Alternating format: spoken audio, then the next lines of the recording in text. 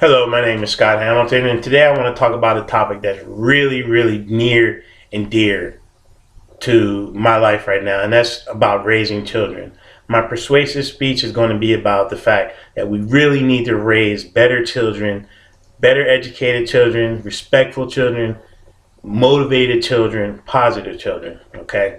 And I boiled it down to a little acronym that you might be familiar with. I simply call it LAPD. No, I'm not talking about the Los Angeles Police Department.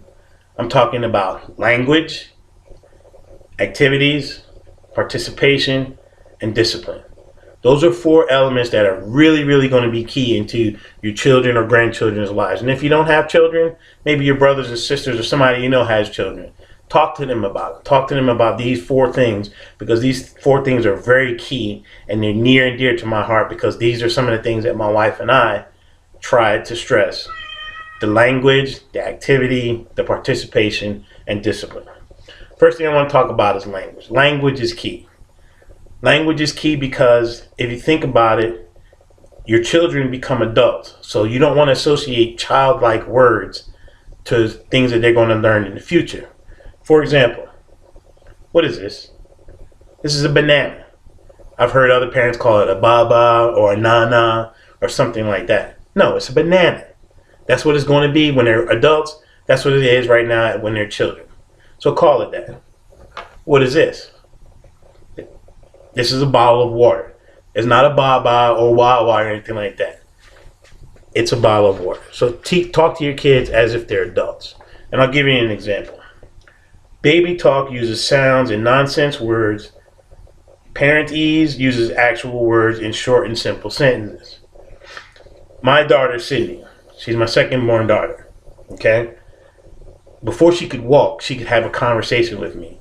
Some people don't believe that, but I come home from a hard day at work, and she'd be sitting there having her bottle, watching TV, and she'd take the bottle out and she would say, "Hello, Daddy.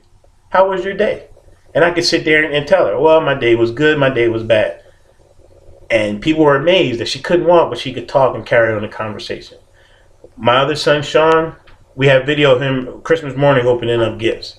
He takes the package, tears it open, he looks at the object inside, he turns to the camera, he looks right at me and he says, "Football, Daddy."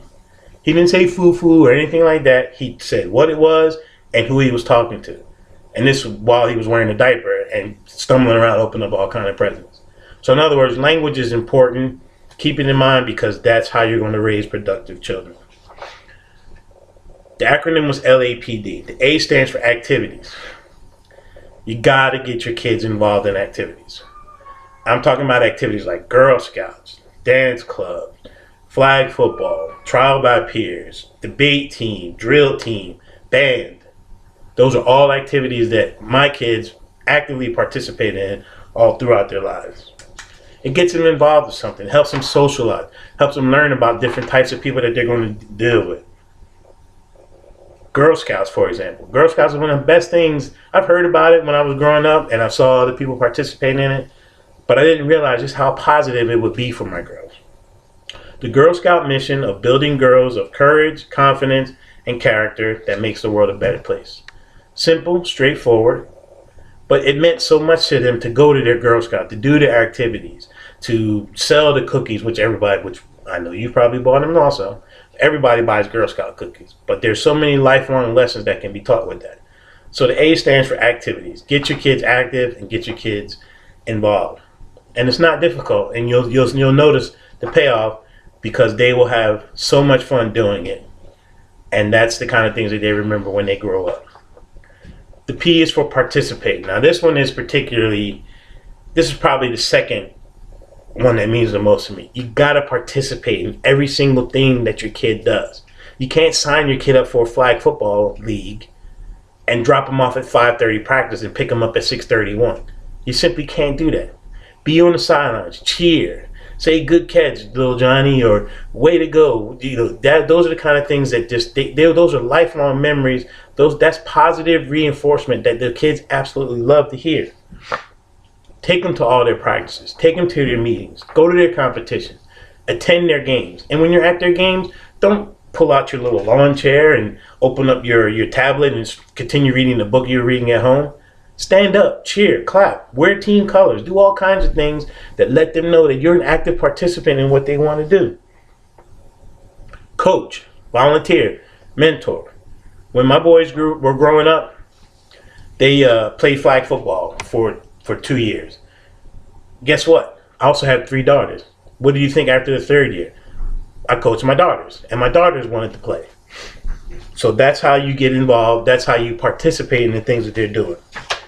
Children tend to achieve more regardless of ethnic or racial background, socioeconomic status, or parents' education level. Children have better self-esteem and are more self-disciplined and show higher aspirations when they see that their parents are active participants in what they are doing. And finally, the D in the LAPD, it stands for discipline. Now, discipline is a sensitive topic because some people tend to take discipline too far. They abuse their kids. They prohibit their kids from doing things. But discipline is simple. Discipline breaks down into showing kids what's right and wrong, showing them the outcome and the consequence of their actions. It's just that simple, but it's necessary. You have to discipline your kids. When you think about it, you're not raising kids. You're raising adults.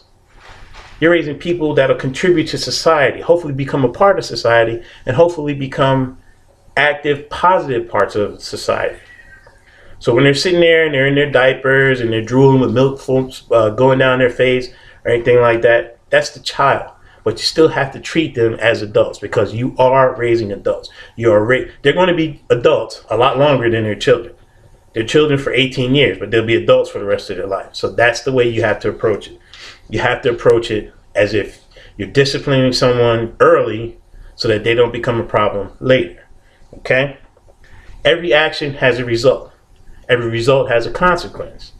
That consequence can be either good or bad. For example, if you study real hard for a test, you'll get a good grade. But if you steal something from a store, you're probably going to get arrested, put in jail, or what have you. So you have to realize that results equal consequences, and consequences can be either good or bad. Talk to you about my oldest daughter, Celeste. She was 8 months old. She was sitting up in our little apartment in New York. And just out of her reach was her mother's soda. And she sat up.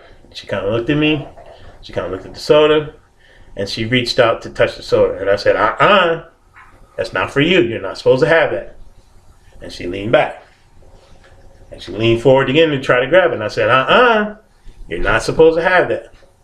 That was an example of disciplining someone verbally, not abusively, not physically, but disciplining an 8-month-old child who learned that she was not supposed to have her mother's soda. Effective, straight to the point, and instilling discipline, instilling boundaries. Discipline is the process of teaching your child what is acceptable behavior and what is not acceptable. In other words, discipline teaches a child to follow rules.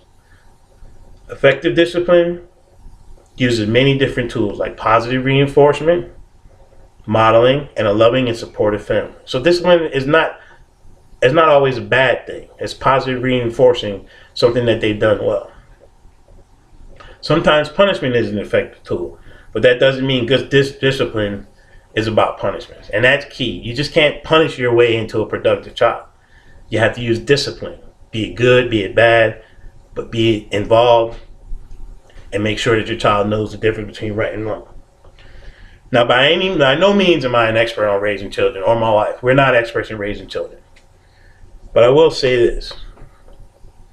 I have 5 of the most exceptional children you ever want to meet.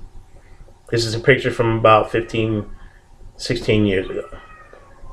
My oldest daughter, this t-shirt says it all. She's in law school. First lawyer in my wife's family, first lawyer in any family. My second daughter is in her 3rd year of high school, or 3rd year of college. She'll be graduating with a degree in counseling. My twin boys will be graduating this year with honors. And my youngest daughter is a sophomore, figuring things out, but nonetheless a great kid as well. You have to get involved with your children. You have to use LAPD. You have to use appropriate language. You have to get them involved in activities. You have to participate in those activities. And you have to discipline your kids. There's just no 2 ways about it. You will get positive results if you follow those simple steps. Thank you for hearing me, and thank you for listening.